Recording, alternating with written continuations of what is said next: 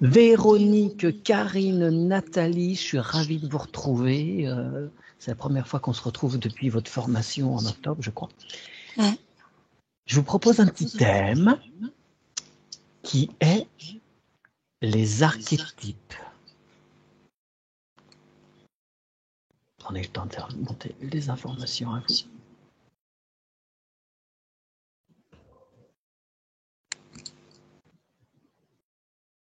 Et quand vous aurez des infos, je vous en prie, vous pourrez les partager.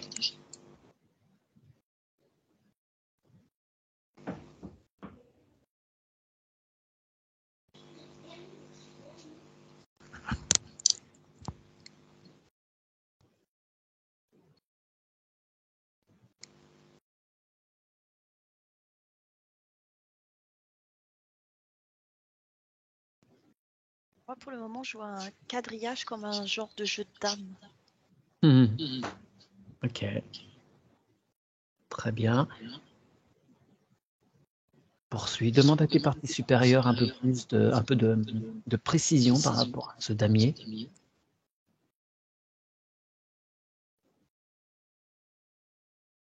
Enfin, qui n'est peut-être pas un damier qui a un quadrillage. Pas que je t'oriente.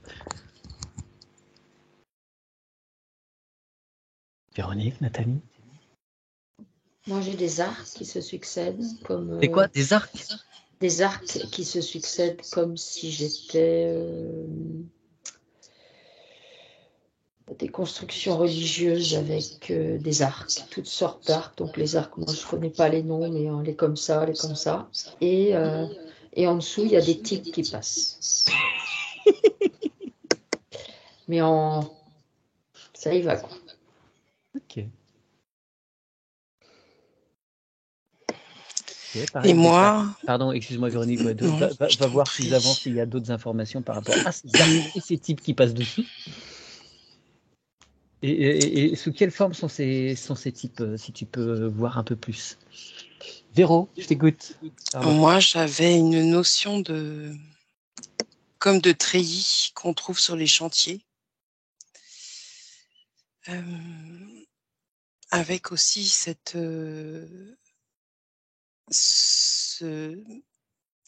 comment dirais-je, cet aspect très métallique. Oui, les treillis soudés. Okay. Ouais. Froid et métallique. Donc, tu es un peu sur les mêmes types d'infos que Karine. Ouais. Ok. Va voir d'un petit peu plus haut. Qui pose ça? Pourquoi? Quel est le but de cette base de construction? Karine, as-tu vu plus de choses? En fait, ils sont tous reliés. Tous les damiers, là, je ne sais même pas ce que c'est. C'est tout relié à un point. Moi aussi, j'ai froid. Ok. Et ça te forme une espèce de grand triangle très complexe. Oui, c'est ça. D'ailleurs, c'est plus qu'un triangle parce que c'est en volume, quoi. Oui, une pyramide. Mais oui, voilà. Oui, c'est ça. D'accord. Est-ce que tu peux aller voir sous cette pyramide, qu'y a-t-il sous cette base, sous ce damier? Nathalie? Alors moi, j'ai toujours mes types. Alors les types, en fait, c'est comme si c'était des gens lambda, mais un peu lobotomisés, tu sais, ils sont un peu robotisés, quoi. Et ensuite, ils arrivent, donc c'est comme s'il y avait une place centrale, et sur la place, il y a une énorme pendule en pierre qui est dans le sol, avec des aiguilles. Et alors j'en vois, ils arrivent, par exemple, ils arrivent sur 10 heures, et c'est 10h30, donc quand ils arrivent au centre, ils virent un peu sur 30, puis ils partent dans cette direction. Et si la pendule elle change d'heure, mettons c'est 9h15, et ben ils font 9h15. Enfin, c'est vraiment, mais c'est très toc, toc, puis toc, toc, toc. Alors, c'est très particulier, parce que tu me parles d'horloge, là. En psychologie, il y a 12 archétypes. Moi, je suis sur une horloge et elle est vraiment sympa, cette horloge, tu vois. Non, mais sympa dans le sens, on pourrait imaginer que c'est l'horloge qu'on voit sur la façade de l'église. Elle est travaillée de cette manière. Elle est à la fois sobre, mais c'est du beau matériau, mais elle est sur le sol. Ouais. C'est-à-dire que les robots, là, enfin mes types, ils arrivent vraiment d'une manière saccadée et robotisée sur cette horloge. Et quand ils passent au point central, c'est l'autre aiguille qui les oriente. Ouais. Ils arrivent d'une aiguille et ils repartent sur une autre.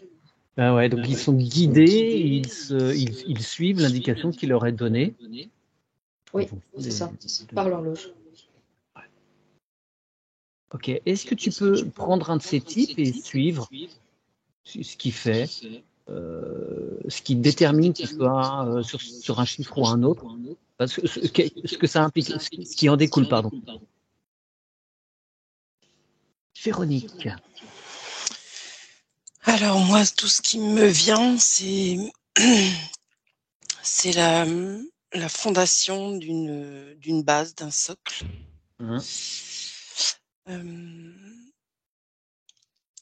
Donc forcément, tout est très dosé, mesuré. Ouais, bien calibré. Ouais. Oui. Et en fait, c'est comme si toute l'attention était portée sur la création de ce socle. Oui. Et, de là, ouais. Je t'en prie, pardon. Et par contre, il y a quand même une espèce j'ai une pression, enfin, je ressens quelque chose, une pression au niveau du cerveau. Ouais. De la façon dont est construit ce socle va déterminer tout ce qui va en découler avec cette fameuse pyramide et tous les liens qui sont faits que voyait Karine. Ok. Et il y a une pression au niveau du cerveau, il y a une attention toute particulière qui est portée à ça. Et ça influe sur le cerveau, à ton avis, ou enfin, ce que tu perçois, pourquoi elle vient d'où cette pression au cerveau? Alors cette pression, je pense qu'elle vient non seulement du degré d'attention et de soin qui est porté à la création de ce socle, mais c'est comme si en même temps, il y avait cette idée de pas réfléchir plus avant à ce pourquoi on est là. Enfin. Ok. Chacun est dans une case. Que les vaches restent bien placées, on sera moins embêté. En tout cas, ce qui contribue à créer ce socle, cette base, c'est comme si on leur imposait de ne pas réfléchir plus avant de ce qui va être fait de ça. Ouais, d'accord. Ok, d'accord. Ok, très bien. Alors, est-ce que tu peux, avec beaucoup de distance, observer qui sont ceux qui, justement, sont à l'origine de ce concept? Pourquoi il y a ça dans l'histoire de l'humanité? C'est un des fondements de toutes les histoires qui entourent l'humanité. Karine? Moi, ça rejoint pas mal Véronique. Moi, je vois dessous, tu m'avais demandé sous la pyramide. Moi, je vois un gros carré super épais et puis des aimants en dessous. Et en fait, tu tournes les aimants et comme ça, tu te places dans ta case de damier, là où je ne sais quoi. Voilà. Ben, moi, c'est ça que je vois. Et en fait, ça dépend comment ils tournent l'aimant. Et puis, tu vas de là à là, quoi. Tu te déplaces un peu. D'accord. Est-ce que tu pourrais demander à tes parties supérieures pourquoi cette notion d'archétype, elle est présente dans tous les grands mythes de l'histoire de l'humanité, jusqu'à maintenant nos films, nos séries, nos romans, dans n'importe quel ouvrage BD, il y a toujours l'innocent, le sauveur, les amoureux, le sage, toutes les grandes épopées sont construites comme ça. Pourquoi il y a cette principe? Nathalie? Alors, donc, les aiguilles déterminent des programmations types, un peu comme dans les trucs, tu sais, de télé-réalité, où en fait, il faut celui qui va être plutôt dans le rôle de la victime, celui-là qui aura plutôt ce rôle-là. Et donc, j'ai suivi un des types, comme tu m'as dit. Et donc, il descend un escalier. Et il arrive à un endroit, c'est comme un quai. Et en fait, comme ce que je trouvais qu'il disait, c'était pas vraiment intéressant, j'en ai suivi un autre. Et c'était tout aussi. En fait, c'est comme si tout le temps, globalement, ils suivent tout le temps le même chemin, que c'est comme s'ils avaient choisi un rôle. Parce qu'en fait, au tout début, quand je voyais les types, j'avais l'impression, mais ça c'est parce que comme je fais du théâtre, mais toi aussi, tu sais, tu dis aux gens, par exemple, bon ben voilà, vous n'avez pas d'émotion, vous allez jouer ce rôle-là. Donc il y a une espèce de, c'est comme un rôle, mais c'est comme si l'horloge, ils se rendaient pas compte que l'horloge leur intimait un rôle, qu'ils avaient comme s'ils avaient signé pour ça. Et en fait, en arrière-plan, moi, ce que je vois, c'est que tout ça, c'est de la programmation. On a donné notre accord à ça. Mais en vrai, si tu claques dans tes doigts, le rideau tombe, ça n'existe pas, ça. Je sais pas si tu vois ce que je veux dire. Ouais. Ok, très bien. Alors, est-ce que tu peux regarder quelqu'un qui a compris ce jeu-là et qui sort de ces principes, ces grandes formules, ces grands rails sur lesquels on souhaite nous diriger tout le temps? Ouais, mais Et je qui vois passe du toi, en temps. fait. D'accord. Et c'est marrant parce que, en fait, au tout début, je te voyais toi. Et tu vois, tu cours, tu t'élances.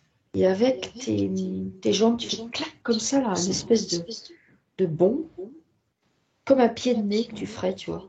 D'accord. Enfin, en tout cas, ce personnage, je sais pas si c'est toi, mais enfin, j'ai le sentiment que c'est toi, mais il me fait penser à toi. Mhm. Je sais pas Ok. pourquoi, mais Et donc ce c'est un personnage, pied de nez.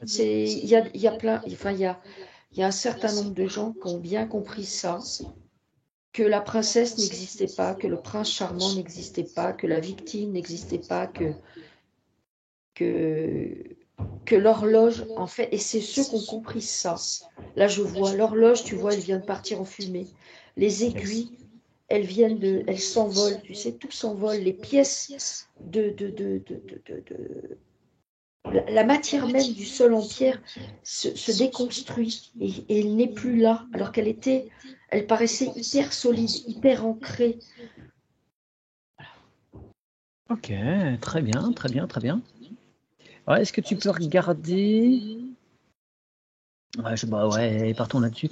Tu peux regarder une de ces personnes qui est pas dupe du tout et qui regarde, je sais pas, un film avec une grande épopée ou qui relit, je sais pas, Harry Potter, Seigneur des Anneaux, n'importe quelle histoire mythologique. Est-ce que ça lui fait pas? Véronique, où en étais-tu? Ben, je me souviens absolument plus de la question que tu m'as posée parce qu'en fait, Pas noté. Ouais. je suis et ça faisait déjà un moment que ça venait, mais j'essayais de voir si c'était pas mon mental.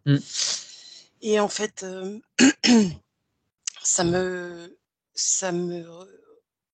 remet sans cesse sur l'histoire des bâtisseurs. D'accord. Oui, c'était sur qui avait posé cette structure qui y avait derrière. Je Ouais, crois. Je alors t'avais demandé de regarder loin. Donc, ouais, tu es sur les bâtisseurs. Ok. je suis sur les bâtisseurs et en fait, tout ça vient des premiers monuments qui ont été érigés. Hem, c'est intimement lié avec ça, parce que ce que je perçois comme info, c'est qu'en fait, rien rien n'est laissé au hasard. Mhm. Tout a une fonction, tout a une raison, tout a, tout a comment dirais-je, une utilité même dans la durée. Ouais. Bah, tous ces grands bâtiments, que ce soit les cathédrales, que ce soit les pyramides ou n'importe quel grand temple, ce sont des livres de pierre, hein, pour qui sait les lire. Oui. Oui, mais en même temps, là où j'ai été captée par ce que disait Nathalie, c'est que à la fois, on dirait que tout est fait pour que ce soit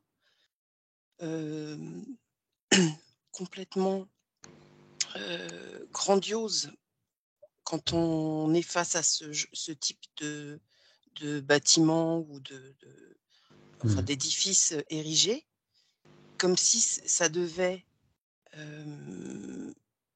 nous interpeller et nous réduire au niveau de notre taille, parce que ça en impose. Et en même temps, il y a quelque chose qui peut s'effriter comme ça. Ouais, d'accord. Ah ouais, à partir du moment où tu perds ces secrets hermétiques. Oui. C'est comme si les façades, elles dégringolent, en fait. Ok. Très bien. Très bien, très bien. On laisse venir à toi s'il y a d'autres informations autour de tout ça. Karine ? Moi, tu m'avais demandé pourquoi. Et j'ai eu parce que ton rôle, c'est d'être un pion sur l'échiquier. Oui, mais si tout le monde veut faire comme en Allemagne, là où ça se réveille de partout et puis les autres pays autour vont faire de même, il se passe quoi? Pareil, tout ça. Mais moi, j'en vois aussi autour. Hein. Il y en a autour de l'échiquier, tu vois. Il y a des gens déjà réveillés, en fait. Oui. Il y en a plein.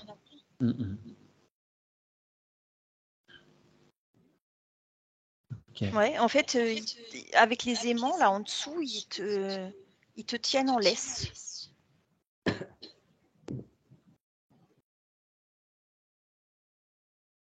D'accord. Est-ce que tu peux regarder ce qui fait qu'à un moment, un de ces aimants se démagnétise, qui fait qu'une personne se libère? Ben, moi, je vois ici, là, les personnes où il y a plein d'informations qui rentrent dans leur tête. Et en fait, ça fait lâcher l'aimant et après, ils peuvent sortir de ça. Oui. Je perçois aussi, moi, d'un coup, une espèce d'affluence d'informations, paf, qui vient créer une compréhension. Ouais. Et ça fait lâcher le truc. Ok, très bien. Nathalie, de ton côté? Donc, tu m'as demandé si, par exemple,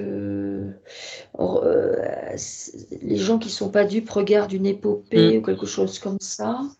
Qu'est-ce que ça leur fait? Donc, en fait, comment je pourrais dire? Ça leur fait quelque chose de neutre. Genre, ils le regardent, c'est bien, ils le regardent pas, c'est bien. C'est pareil pour eux. Il n'y a pas de... Parce que, en fait, ils savent qu'ils sont reliés à ça. Parce que tout le monde est relié à ça. Parce qu'on est dans la matrice. Mais ils savent que c'est la matrice, en fait. Et les archétypes et tout ça, c'est la matrice qui propose ça. Alors, même si ça a l'air fiable et important, et ça donne des messages, ça donne des messages pour que tu puisses t'en extraire et voir qu'au-delà de tout ça, tu es autre chose, tu es bien plus grand. Et que tout ça, c'est des jeux de rôle, en fait. Je ne sais pas si tu vois ce que je veux dire. Ouais, bien sûr. Ouais. Tout ça n'est qu'un jeu. Un grand jeu de société. Oui, c'est ça. Donc, en fait, tu joues le jeu, bah, pourquoi pas, mais tu joues pas ces gens-là, ceux qui savent. C'est pareil, ils s'extraient. Enfin, comment je pourrais dire? La différence, c'est que tu vois, ceux qui savent pas, ils sont tellement pris dans le jeu que, par exemple, s'ils loupent un épisode du jeu, ils sont tout. Tu vois, ils sont minces, quoi. Alors que ceux qui sont pas dans le jeu, bon, bah, ils le voient, ouais, c'est fun et tout. Puis ils arrêtent de le voir, c'est pareil. Ils ne seront pas impactés. Non. D'accord. Avez-vous d'autres informations sur ce thème? Oui, Karine, je t'avais demandé pour ce qui faisait que ça se démagnétisait. Oui, ben non, tu m'as répondu. Non, ça y est, je t'avais dit. Ouais. Ok, très bien. Je pense qu'on a bien fait le tour. Vous avez donné des réponses qui me semblent très très justes. Y a-t-il d'autres choses qui vous viendraient? Dernières infos. Moi, j'entends le mot s'extraire. Ouais. Moi, je vois les gens. Là, ça s'ouvre et puis il y en a plein qui sortent de ça. Ça s'accélère? Oui, ça s'accélère, oui. Moi, je les vois sortir. J'en vois pas mal sortir.